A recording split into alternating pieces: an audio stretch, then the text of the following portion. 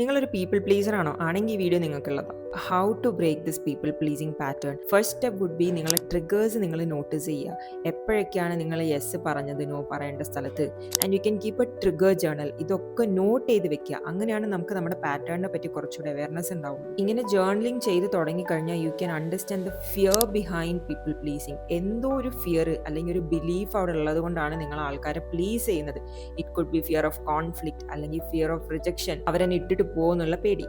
Always ask your self, നിങ്ങൾ ഇഷ്ടത്തോടെയാണോ അയാളെ help ചെയ്തത്, ഓർ എന്തെങ്കിലും ഫിയർ പേടിച്ചിട്ടാണോ അയാളെ ഹെൽപ്പ് ചെയ്തത്. നെർവസ് സിസ്റ്റത്തിന് നോ പറയുന്നത് ഡേഞ്ചർ ആയതുകൊണ്ടാണ് എപ്പോഴും ഓട്ടോമാറ്റിക്കലി ഇങ്ങനെ യെസ് പറഞ്ഞുകൊണ്ടിരിക്കേണ്ടത്. So you need to make your nervous system feel safe. Nervous system reset ചെയ്യാൻ അല്ലെങ്കിൽ കാം ചെയ്യാൻ വേണ്ടിയിട്ട് ചെയ്യുന്നതാണ് breath work, grounding techniques, meditation, പിന്നെ കോൾഡ് ഷവർ അല്ലെങ്കിൽ ഹമ്മിങ്. ഇനി ആരെങ്കിലും എന്തെങ്കിലുമൊക്കെ ചോദിച്ചു വന്നാൽ ആ പീപ്പിൾ പ്ലീസിങ് ചെയ്യാൻ തോന്നുന്ന സിറ്റുവേഷൻസിൽ ടേക്ക് എ പോസ്. അവരുടെ അടുത്ത് പറയാം, എനിക്കൊന്ന് ആലോചിക്കണം, I will get back to you. ആൾക്കാർ എന്തെങ്കിലും ചോദിച്ചു വരുമ്പം ഇമീഡിയറ്റ്ലി റെസ്പോൺസ് കൊടുക്കണമെന്ന് എവിടെയും റൂൾസ് ഒന്നുമില്ല.